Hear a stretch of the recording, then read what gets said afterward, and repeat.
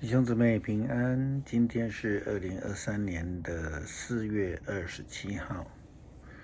今天的经文是诗篇23篇，出埃及记第2章15节到25节，彼得前书第2章9节到12节。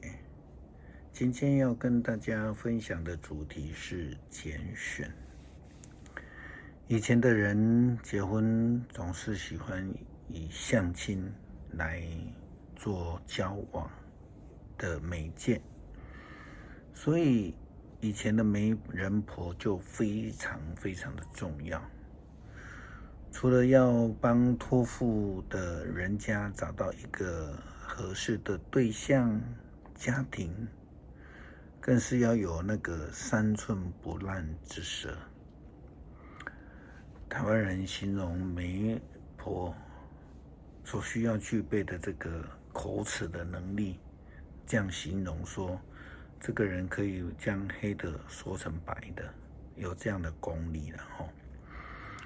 那牧师举一个比较玩笑的例子，就是说呢，有人某日某个媒婆就到了委托他的这个男生的家里面去推销一位女生。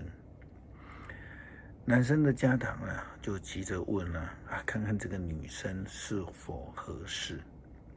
只见媒人婆她不徐不缓地说，这个女生好她勤俭又勤奋。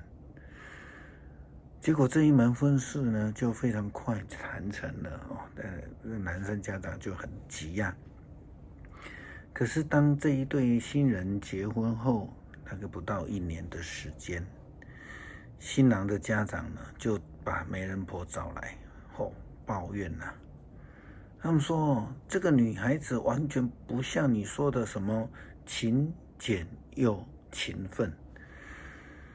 结果又看到这个媒人婆又缓缓的到来。当初你们就非常急我话都还没讲完你们就下决定了就开始准备婚事了男方家长就急着问说，你还有什么事没有讲的吗？媒人婆就慢慢的又说了，是我正要解释这个勤俭勤奋的意思，你们就非常的冲动，这个慢事就赶紧办了，就安排了。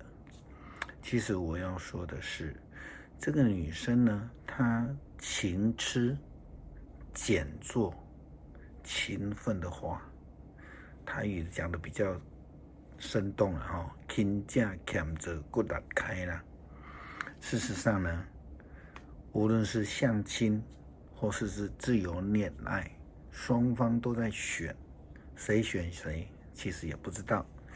因为最明显的例子在旧约的创世纪里面，当雅各他逃亡到他舅舅家的时候，他看到这个拉结就很喜欢可是他舅舅就给他利亚，你选人，人家也选你到底圣经的角度怎么看拣选？出埃及记第2章，我们看到了摩西，他逃到了这个米甸的旷野的时候，遇见了米甸的祭司叶特罗的女儿们7个。这当中就发生了这种拣选的事件。在整个的过程背景里面，看起来就是叶特罗拣选了摩西成为自己的女婿，但是不能否认了整个事件的背后其实是上帝美好的安排。圣经记载15节开始，有一天摩西坐在井边，米甸祭司叶特罗的7个女儿出来打水，装满水槽，要给父亲的羊喝。有一些牧羊人来把他们赶走，摩西就起来保护他们，又帮他们打水给羊喝。当他们回到父亲那里，父亲就问：今天怎么那么早就回来啦？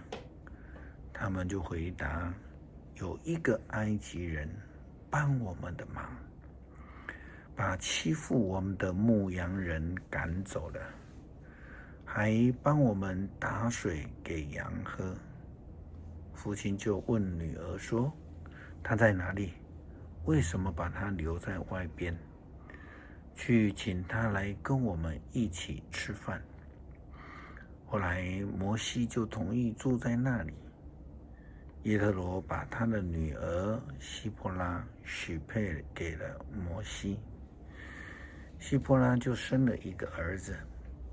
摩西说：我是寄居异乡的陌生人，就给这个孩子取名革舜吧。过了一段时间，埃及王死了，以色列人仍旧过着奴隶的生活。他们向上帝求救，呼求他帮助他们脱离苦役。上帝听见了他们的呻吟，就记起了他曾与他们的祖先亚伯拉罕、以撒、雅各立约。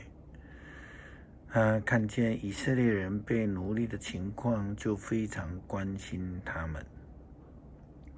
虽然我们说人可以选择，因为上帝赐给了人有自由的意识，但是耶稣基督却是这样说：不是你们拣选了我，而是我拣选了你们，并且指派你们去结那长存的果实。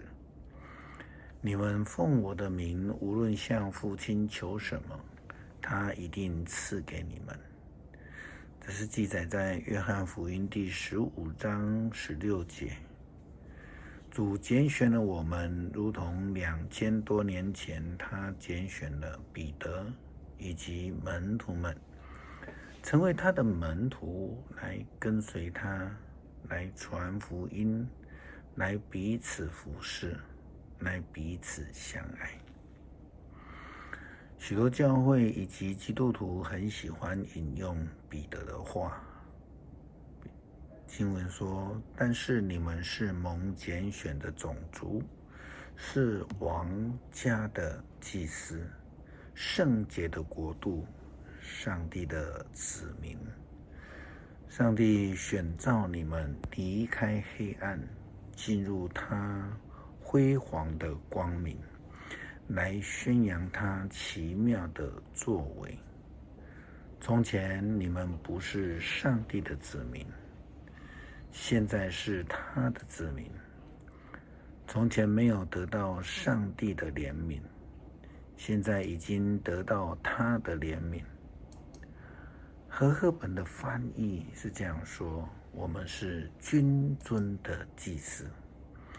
新台语汉字的翻译说是王家里面的祭司。和合本翻译让人家感觉到好像是很厉害的样子，尊荣，但却是缺少了谦卑的态度。因为他们忘记了这个祭司是职分呢，是上帝所拣选而来的。彼得在经文里面继续这样提醒基督徒说：亲爱的朋友们，你们在世上是寄居的，是客旅。我劝你们不要放纵肉体的情欲，这种情欲老在跟灵魂征战。在外邦人当中，你们应当有端正的品性，使那些说你们坏话、指责你们做坏事的人，因看见你们的好行为，就在主再来的日子归荣耀给上帝。基督徒是被耶稣基督、被上帝所拣选的仆人，而不是聚焦在君尊的尊荣那个地位之上，反倒要学习耶稣基督那种谦卑至死的仆人态度。诗篇23篇，上主是我的牧者，我一无缺乏。他让我躺卧在青草地上，领我到安歇的水边。他使我灵魂苏醒，他照着应许导我走正路。纵使走过阴森山谷，我也不怕灾害，因为你与我同在。你用杖领我，用棍护我。在敌人面前，你为我摆设盛宴。你待我如上宾，斟满了我的杯。你的恩惠慈爱终身不离我，我要永远住在你的殿宇当中。感谢上帝拣选我们成为仆人，来服侍你，也来服侍人，使我们有福分，能够透过使人得益处来荣耀上帝。感谢祷告，奉主耶稣基督圣名求，阿们。